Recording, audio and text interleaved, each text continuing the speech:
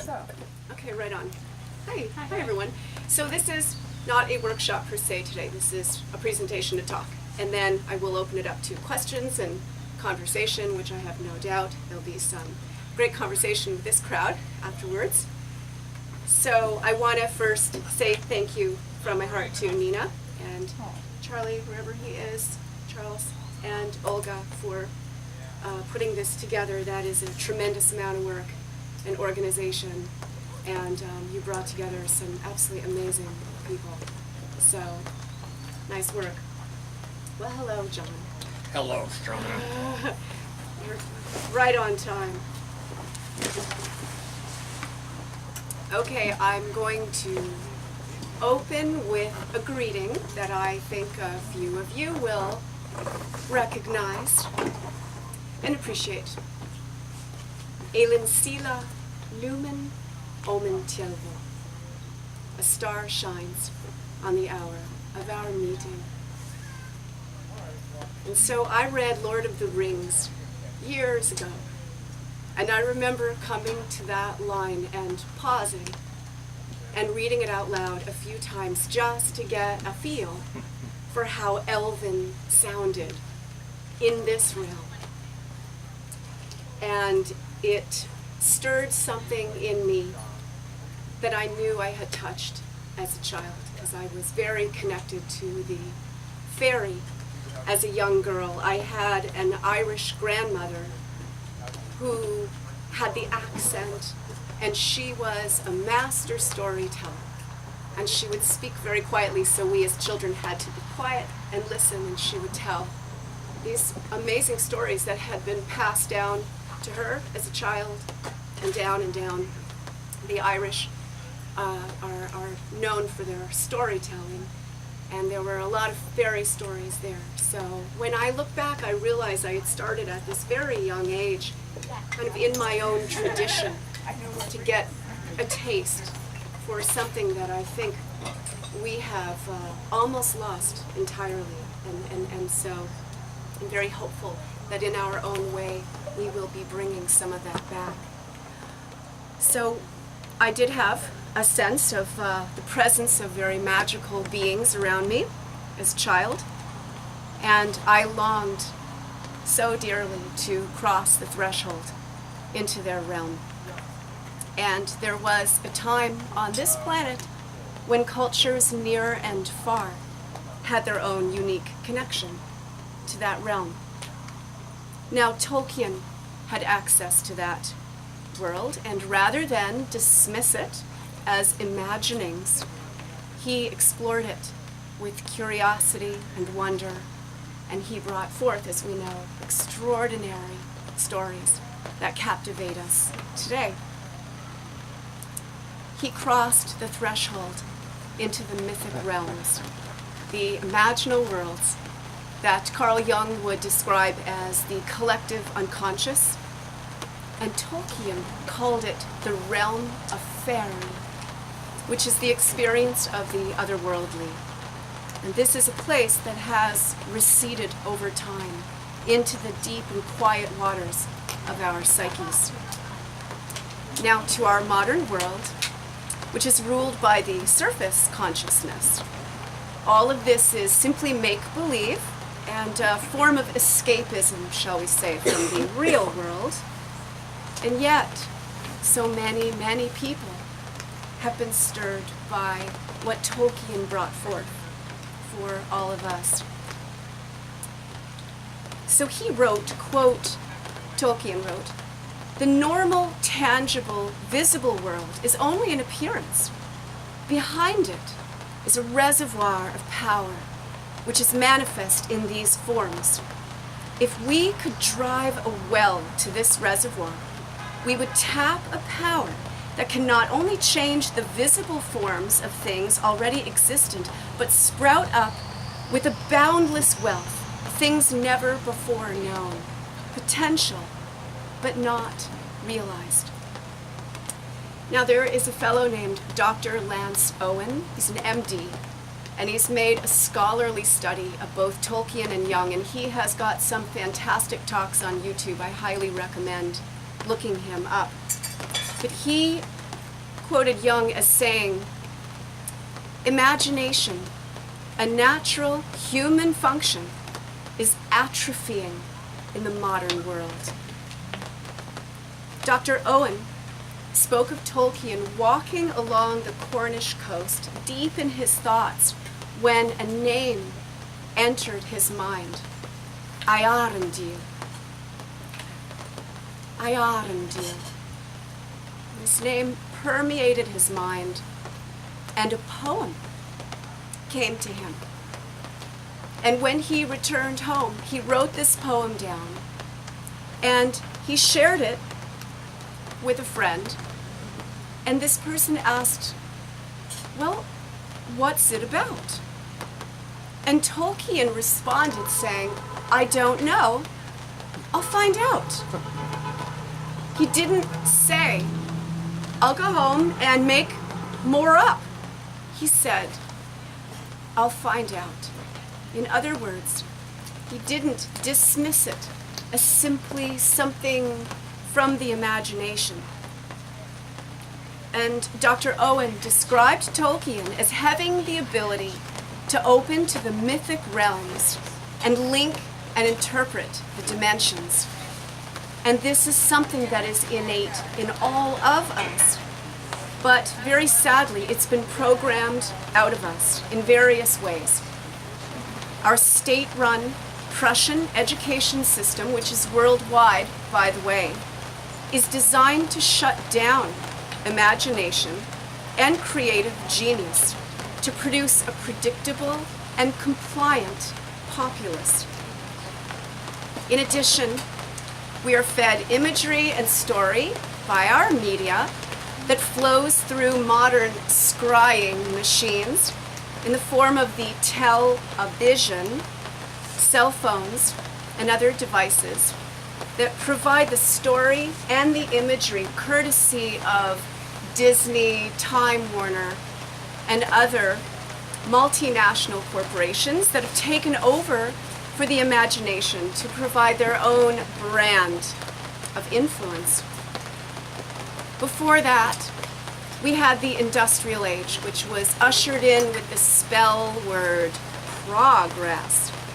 And away went the long-held traditions of apprenticeship and mentorship, and the original flavors of small villages and towns whose people passed down the myths and story of their folk, and whose imaginations were very much active and accessible.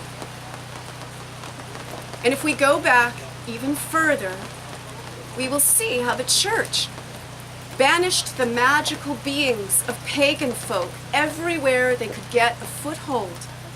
I think this takes us to the origination point, where our innate connection to the imaginal or mythic realms began to falter. Thomas Sheridan, an Irish author and filmmaker, speaks of how the monks and missionaries of the Roman Church banished magical beings on lakes. He notes that pagan folklore has many associations with water, as does our deep psyche, which is symbolized by the watery depths. Well, a great number of magical beings in the Irish tradition were found in the deep waters of lakes and also wells. The church conducted rituals to banish these monsters from the lakes as a symbolic act to remove the old gods and goddesses, thereby delivering a message to the pagans that their druids had no power.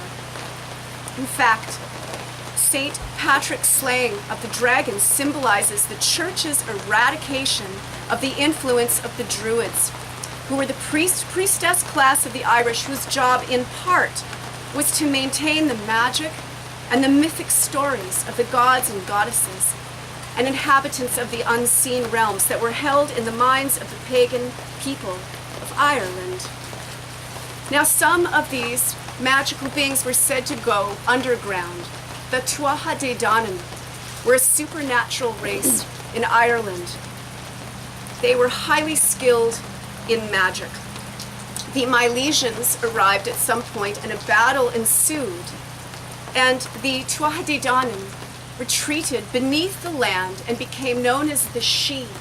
She is the Gaelic word for mound, so they became known as the people of the mound, or the fairy mounds. And they retreated to a beautiful realm just beneath the surface of the seen world. And in Sheridan's words, quote, "They have retreated to the margins of our perceptions." This is a powerful metaphor of the magical connection human beings have had with the mythic or magical realms, imaginal realms. This has been almost lost to us entirely, as people around the world have been steered over time toward a mechanized, atheistic, five-sense material reality, where corporate governance reigns supreme over a populace that has been contained within a Roman civil system and programmed since birth to serve the state and its investors. The deep psyche has been abandoned in favor of the surface consciousness. Nothing to see over here, folks. Back to work. Carl Jung wrote in his commentary on the Red Book, quote, "If you remain within the arbitrary and artificially created boundaries, you will walk as between two high walls. You do not see the immensity of the world. But if you break down the walls that confine your view, then the ancient sleeper awakens in you. If you look outside yourself, you see the far-off forest and mountains, and above them, your vision climbs to the realm of the stars. And if you look into yourselves, you will see, on the other hand, that nearby, as far off and infinite, since the world of the inner is as infinite as the world of the outer. Man lives in two worlds." And so, I find it very interesting that the mushroom, with its ability to take the intrepid seeker into otherworldly realms, inhabited by strange and wondrous intelligences, is making quite an impression on growing numbers of people at this time. I can't help but wonder if the mushroom is a kind of ambassador to the deep waters of the psyche, providing an invitation to travel the imaginal realms or the sea of the collective consciousness, in hopes that the seeker will return with something that will inspire both himself and possibly others, calling one back to connection with the mythic realms, a place our ancestors cherished. Traditionally, those who actively sought out these realms were the shamans of their communities. Barbara Tedlock, PhD, author of The Woman in the Shaman's Body, described them as this, quote, "Shamans are seers, oracles, and oral poets, and their artistic language provides a healing path for their patients."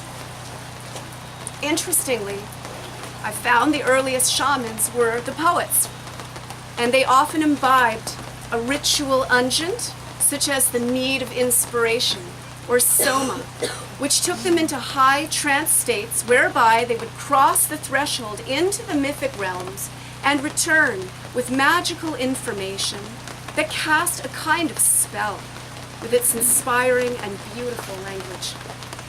Certainly, Tolkien and others like him accomplished that without the use of visionary substances.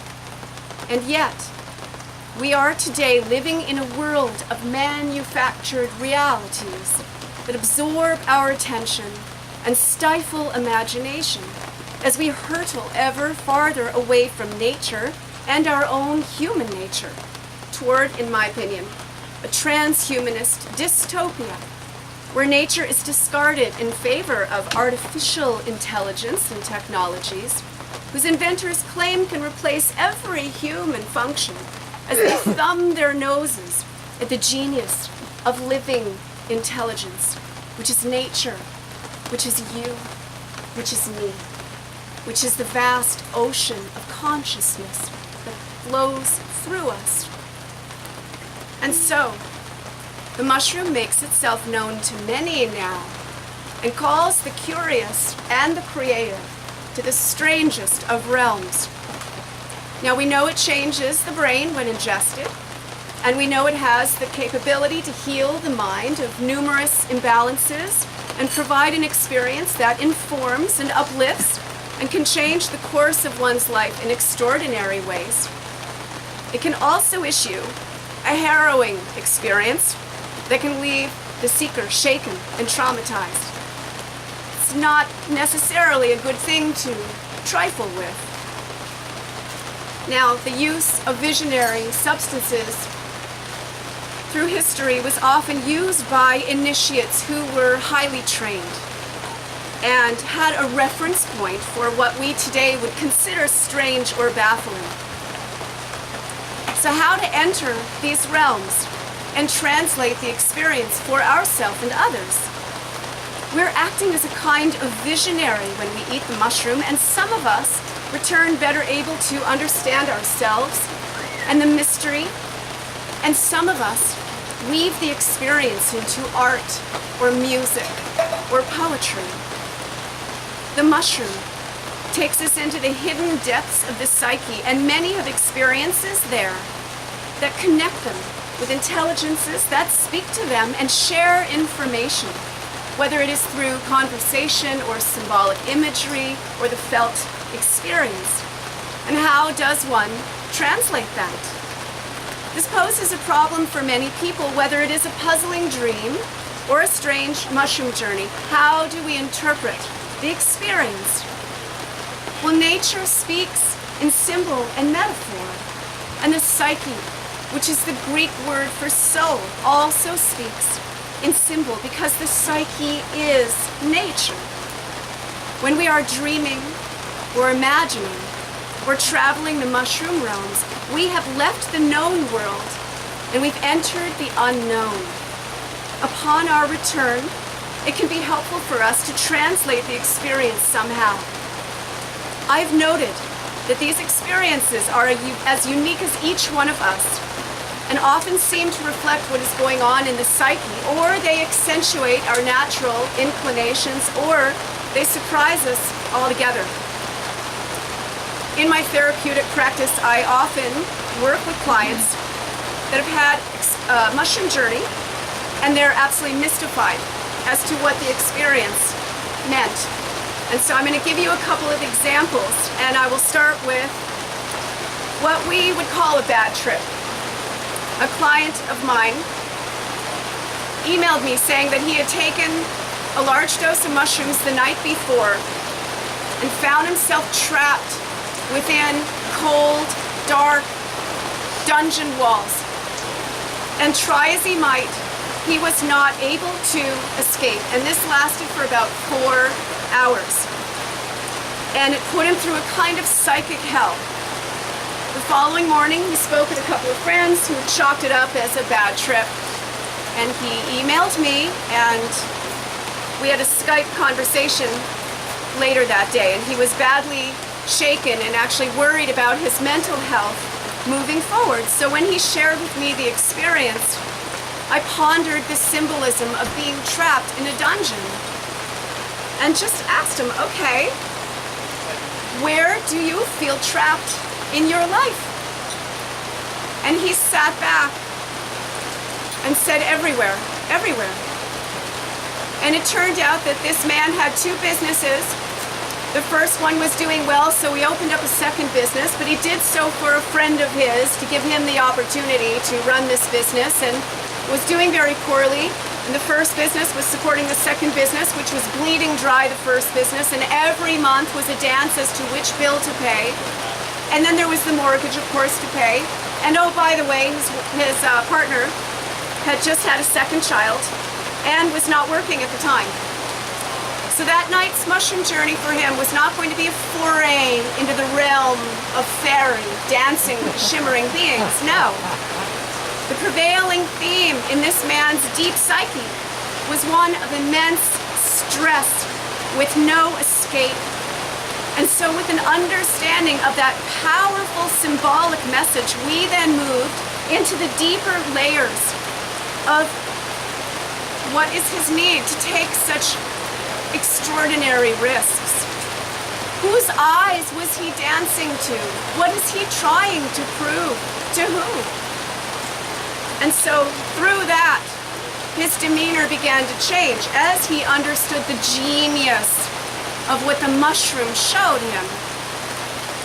And he finished that conversation utterly changed, completely different mindset, and has proceeded to take the very necessary steps to disabuse himself, should we say, of the crippling stress, and he's made amazing changes thus far. Now I have another client who shared what opened up as a very frightening experience on the medicine, where she spent the first half, she told me, in a dissolving state. And so she had no sense of her body. Her identity was slipping away, and she was trying desperately to hold on. And the tide then turned in the second half of this journey, where she became aware of a massive set of wings that were attached to her back. And this filled her with joy, and she spent the rest of that journey dancing in her backyard in a state of ebullience. Now, my client at the time was in the process of ending her marriage. And so we worked with the symbolism of this journey. And I noted that in her current life, she was in a kind of chrysalis. And so everything she knew was dissolving around her, and her own identity was dissolving. So her journey on the mushroom reflected a time of profound transformation, reflecting the loss or dissolving of herself as she knew herself, and then providing a kind of prophecy, the symbolism of the massive wings that could take her to new heights. Her own psyche was revealing her ultimate transformation and evolution through the dissolution of her marriage. And I can tell you that she has since reinvented herself and has indeed transcended and moved beyond her former self. So through her journey into what was her own nature, the vast forest of her psyche, she experienced a profound and archetypal story, if you will, where a woman descends into the depths of the unknown and arises from the darkness with wings, which engendered a joy that caused her to dance beneath the stars. And I would say that her ancient ancestors would be proud. Now, I've also spoken with people who have experienced entering the mushroom realms and meeting with a loved one who passed away. Each of these two people I spoke with shared with certainty that they had sat in conversation with that person and they were visibly changed by the experience. Each felt a profound sense of awe and wonder that such a thing was even possible. And one of them connected to her deceased mother, and through that conversation was able to resolve what had been years of unresolved anguish around that relationship. Now, this kind of experience is deeply intimate and very meaningful, and it has given these people a sense of closure, as well as the knowing that spirit lives on long after the body has expired. Now, modern psychiatry would dismiss that altogether and even possibly pathologize the experience. Yet, our conventional system of psychology ignores the spirit, the soul, the living consciousness that is found within each of us that flows through the imaginal realms. And so, the imagination, the realm of fairy, is dismissed as simply escapism or delusion or made-up nonsense. Now, that's not to say that people don't go into psychosis, but I'm not speaking of that here. I'm speaking to a function that is innate in each and every one of us. Now, Carl Jung wrote, "We cannot realize another world ruled by other laws. The reason being that we live in a specific world which has helped to shape our minds and establish our basic psychic condition. We are strictly limited by our innate structure and therefore bound by our whole being and thinking to this world of ours. Mythic man, to be sure, demands a going beyond all that, but scientific man cannot permit this. To the intellect, all my mythologizing is futile speculation. To the emotions, however, it is a healing and valid activity. It gives existence to a glamour that we would not like to do without, nor is there any good reason why we should. The mushroom may well be our answer not only to help us heal, but also to open the inner doorway to the vast terrain of the psyche, the realm of fairy, an inhabited place of yet-to-be-met intelligences.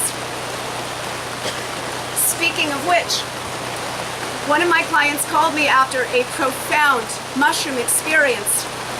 She felt she'd lost a part of herself over the years in her partnership role, and she was seeking a light within, a deeper sense of purpose and selfhood. As she fell into the mushroom trance, she sensed the presence of a feminine being, and this being revealed herself as a gossamer-winged woman. And she carried a guiding and motherly quality and was immensely kind. My client told me she spent the better part of her journey with this being, who proceeded to tell her that she had been with her throughout her life and was waiting for this moment to reveal herself, and that she would provide wise counsel and comfort for this woman moving forward. They spoke of many things during that journey, and later when my client spoke with me, she was deeply moved and visibly transformed. That experience enhanced her purpose as a mother, and her intention to homeschool her children has morphed into a desire to accrue more knowledge with which to share and encourage other parents who are also wanting to homeschool. The winged motherly figure felt like a familiar and cherished presence, and I could see that my client had touched the realm of fairy, and through her engagement with one of its inhabitants had returned filled with inspiration and a greater sense of purpose and appreciation for who she is as a woman. Interestingly, she took the mushroom a second time shortly thereafter, and we were both surprised when she reported the same winged woman returned to her. And that experience for her cemented the connection she felt with this being, and their conversation continued, and the journey focused on her unfoldment as she continues on her path. And now my client lives her life with a powerful sense that she is never alone, that a magical being has her back and is guiding her wisely. However, this is not something she would share with just anyone, of course, because the majority of folks in our society would consider her delusional. And no doubt, the psychiatric community would be more than glad to diagnose her with a condition and dope her up with drugs. And yet, she is quite grounded and sane, and she has deepened as a person. In fact, she is more mature now and more sure of herself. She no longer feels lost and insecure. She's been shifted by 2 journeys into the lush forest of her psyche with the powerful assistance of our ancient mushroom friends. And so this reminds me of my own experience during my first year of mushroom journeys, when I entered on what became a monthly high-dose year of journeys. And so this particular one, I entered the journey completely heartbroken and bereft. And I was lying alone in silent darkness. And as the mushroom took hold of me, I said, "Please be gentle with me. I come to you with no skin left, just my broken heart. And with eyes closed, I saw a white orb moving toward me, and then I realized it had wings, and I realized that's a white owl. And it flew to me and morphed into an exquisitely beautiful woman with long white hair and piercing blue eyes, and a dress of luminous white owl feathers. And she said, "I am White Owl. I am your medicine, and I will work with you, daughter who longs." And she said, "You will be birthed tonight from daughter who longs to daughter who knows." And that began a journey into the realm of fairy that I will cherish for the rest of my life.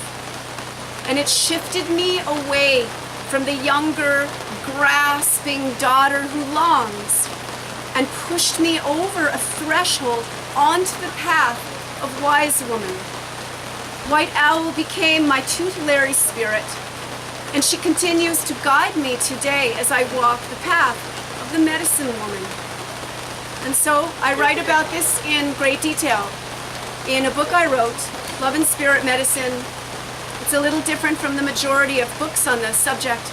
It is a woman's telling, and we tell it very raw and vulnerable, and it details my journeys into the mythic realms, if you will. Now, how do we handle the experience of other intelligences in the realms of the imaginal? Clearly, both Tolkien and Jung opened themselves to the experience, and in so doing, they were enhanced by it. The information delivered by the magical inhabitants of that realm served those men with extraordinary wisdom and knowledge that continues to inform us today. In his book, Memories, Dreams, and Reflections, Jung wrote, quote, "Philemon and other figures of my fantasies brought home to me the crucial insight that there are things in the psyche which I do not produce, but which produce themselves and have their own life. Philemon represented a force which was not myself. In my fantasies, I held conversations with him, and he said things which I had not consciously thought. For I observed clearly that it was he who spoke, not I. He said I treated thoughts as if I generated them myself, but in his view, thoughts were like animals in the forest, or people in a room, or birds in the air, and added, quote, "If you should see people in a room, you would not think that you made those people up, or that you were responsible for them." He confronted me in an objective manner, and I understood that there is something in me which can say things that I do not know and do not intend. So I have been on a personal wisdom quest through my journeys in the mushroom realms. And I've apprenticed myself to the mushroom teachers for over 7 years now. And this has linked me to the innermost realms of my psyche, the realm of fairy, this endless array of characters. Thomas Sheridan describes this as, quote, "generating the gods," or rather invoking the higher forces of my own ancestral archetypal forces present within me. I love that. So when I take the mushroom, I slip into a deep trance state where I feel the presence of other intelligences, and I instinctively know they are benevolent. There's a sense of familiarity, as if we are old friends separated by the veil of forgetting. And I feel these intelligences enter my body, and they speak through me in poetry. This is a very ancient form of shamanic practice, and it has long been the domain of women. For example, the seers and oracles of the Norse tradition, the Volva, and the Greek prophetesses. Today, this experience would, of course, no doubt be pathologized, so it requires an intrepid spirit with an open mind, a little courage, and one who is free from the chains of societal conditioning. And I would add also one who is emotionally grounded with a good handle on their sanity. So the beings I meet while in mushroom trance can be found in dreams as well. Ronald Keith Salmon wrote of them saying this, quote, "The creatures who visit us in dreams carry within them an invitation to re-enchant our lives, to participate in a greater reality. If we treat them as powerful strangers and ask permission to know them and be known, they may begin to share with us their intimate secrets, secret intimacies not readily available through our collective pool of knowledge, not through our myths, not through our stories, not through any of our scientific textbooks. Through these secret intimacies, our dream creatures offer an invitation to reestablish an accord with the natural world." Now, our ancestors were in touch with both the seen and unseen inhabitants of that natural world. And in the introduction to the book Jung on Nature, Technology, and Modern Life, it reads, quote, "Modern man goes about things backwards, depriving himself of nature's inherent guidance and wisdom, which presents itself regularly in dreams, visions, and creative fantasy." And so I'm going to share a personal, intimate story with you. It's a story of how I am called to the mushroom realms, and I'll share a bit of my own experience in those realms. But first, a little background. 7 years ago, my first year of mushroom journeys, as I said, developed into a monthly foray into the worlds of the mushroom, where I encountered very strange beings that began to teach me things. And they offered me insight on the wounds I'd experienced in my life, helping me to see the deeper teachings of those experiences. They dropped clues about the system we're in, interestingly, and they directed me to the study of law and contract of all things. And they continued to teach me about the power of the mind, and they are hammering into me the importance of the mind and taming the dragons of my thoughts. And now they are teaching me magical things, you could say, how to work within this electromagnetic field in which we find ourselves. And the cool thing is, I will pick up a book later and I read something in this book about a certain way of doing that kind of thing, and I realized, wait, I just had that conversation with the beings 2 months ago, so it's a nice confirmation. And so I have formed relationship with these beings. And they are the enchanted characters that inhabit the forest of my psyche. And I'm not crazy. I'm simply in touch with something that our mechanized world tells us is not real and therefore of no value. I communicate with these beings, and when they speak, I listen, for they have imparted in me a profound connection to spirit, along with cherished wisdom and guidance that has deepened me as a person and informed the work that I do with my clients. And so Monday, April 23rd of this year, I got into bed around 10 o'clock, and as sleep beckoned and I was entering a different mindset, poetry began streaming into my mind. And I recognized a familiar quality that I have come to cherish from the inhabitants of the realm of fairy. And so I reached for my digital recorder and I laid back down and I let the words flow through me, and this invitation came streaming through me. This is what they said, and I just speak as I'm speaking now, and it comes through. "You will come play this weekend, and we will dance with our fair friend. We wait patiently for you. When timing's right, we will imbue your mind with good spells that we cast, to help you raise your vessel's mast, and steer your ship to waters clear. Daughter, know you've naught to fear. Take our hands as we take yours, and steer your ship to magic shores.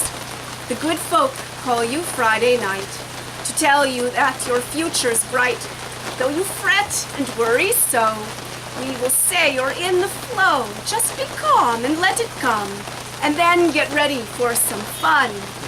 You are in a sea of change. It is time to rearrange the rooms within that mind of yours. Your ship will land on distant shores. Though we've receded from the minds of many races, many kinds of folk who once knew us so well, so many stories they did tell, and though it seems we're gone forever, we advise you, daughter, never let yourself forget our folk. Use that good mind to invoke, along with mushroom magic there.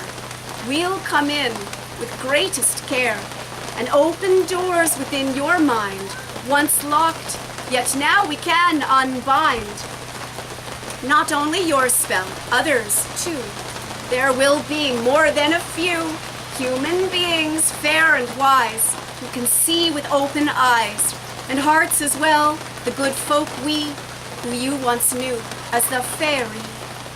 And so before you hit the hay, we want you to know today that we are walking by your side, and your good heart gives us good pride. We are entering your dreams. We are coming through in streams. More poetry you will recite. Until then, dear, we bid good night. Woo! So, I had no prior intention of doing the medicine that following weekend, and it just so happened that I was going to have my home all to myself, and then there was a big fat full moon in Scorpio that weekend as well, and so I ate 5 dried grams in the darkness of my bedroom, and I traveled inward.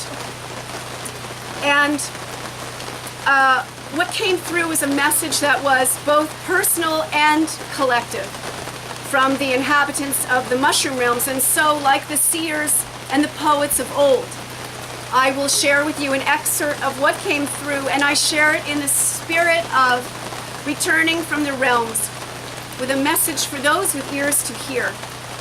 And it is my hope that it will touch and inspire you and deepen your own connection to the imaginal realms that live within you. And I'll quickly say I had my cat curled up next to me. And I find the beings like to play with symbol and metaphor. They play with words, and so in here they will play with the metaphor of the car that I drive, which is a 98 Toyota Camry. It's white. And they poke fun at my digital recorder. They think it's preposterous that I have to hold my recorder and record it, that I can't just remember it all, like apparently I once did. And they also spoke to our modern technology, the upcoming 5G, the 5G stuff. If anyone's familiar with that, not pleased about it. Well, 5G, does anyone know about the 5G? They're raising, so we're at 4G, the cell phone technology is going up to 5G, the internet of all things. We're not accustomed to those EMFs, and so they're quite strong, and I think they're going to wreak a lot of havoc. So there's a lot to be discussed there. But in any case, I'm just filling you in because they refer to that here. All right, so this began, and I fell into the realms. It was exquisitely beautiful. And so I just lie there with eyes closed with my recorder, and whatever comes out gets recorded, and then I transcribe it. And so they said, wise folk once knew our power well.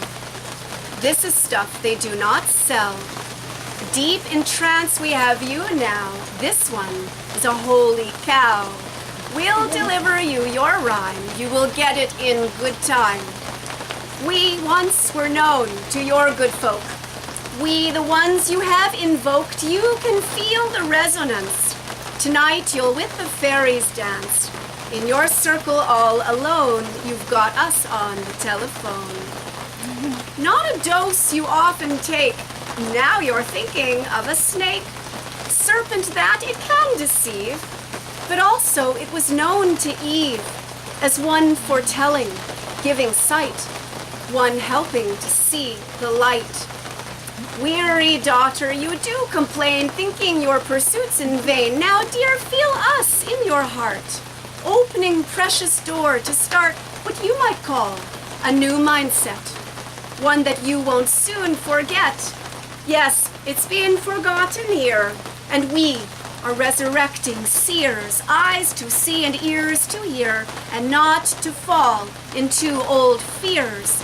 Changing history, you could say, calling now a higher play.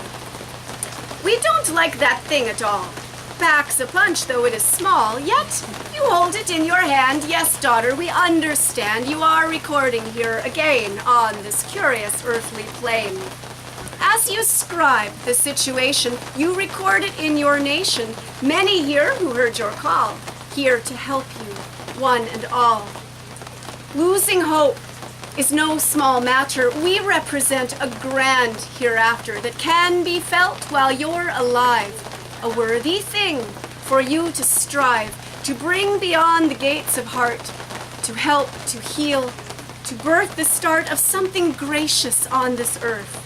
A way for those of good heart to birth through the waters of the soul, helping you to become whole.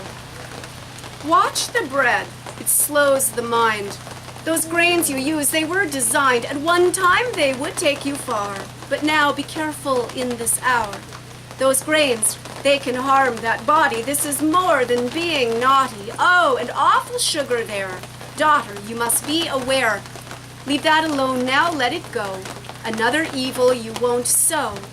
We are growing healthy gardens, ensuring arteries don't harden. See, we're found in your rich soil, where you good-heartedly toil. Pausing now, this vulgar thing. Where on earth is the gold ring? This you hold in your hand now? This you call the sacred cow? We laugh at such nonsense there. And still we tell you all, beware. The true intelligence is found beneath you in the holy ground. The earth, a metaphor for you, and so do not be so confused. True intelligence is found growing up from sacred ground, living wisdom bound to earth. A new era you will birth. It is time to break this spell. This place has become a hell. All the needless suffering. All these good earthly beings deserve better. That is so. Got that, dear daughter who knows? Take that to your listeners there. Help them to become aware as you did playing with AI. An eye that watches you. And with cunning it does brew an ugly cauldron in its wake. That's a spell you all must break. As your kitty cleans his fur, so must you please transfer into the living world of beauty. Honor that is your duty. Vast mysterium of light, many prisms, quite the sight. So much that you've not been told, yet you hold it ancient old. In your living body there, yet most live on, they're unaware. What of Tolkien, I ask? Fairyman in human mask? The hand of Fay, he knew it well. His stories, oh, they really sell. You see, when people hear a truth, they can detect it like a sleuth. It's still recognized in heart. It's still possible to start, to bring good folk back into life, away from suffering, toil, and strife. This place, it can be found. It lives here in hallowed ground, in the mind, the holy temple. You are given just a sample of a place that can be birthed, bringing beauty to the earth. We do not seek to possess, for if we did, 'twould be a mess. We simply offer our good counsel. Take it all, or just an ounce will satisfy. Yes, just a drop in your mind. We're like a mop that can absorb the detritus and sweep aside nevertheless, and help you birth an overused word. But do not think that it's absurd. We're speaking now, the feathered birds, opening doors that once were shadowed, opening the ground that's hallowed, that's been hidden, well cared for. Time to open up that door. Cleaning up your temple fine, helping you to see divine. Though that world, it hurts to watch, that good place, to see it caught, ensnared in what's a spider's web. But we say time does flow and ebb, and what would seem a dark earth spell will meet its end.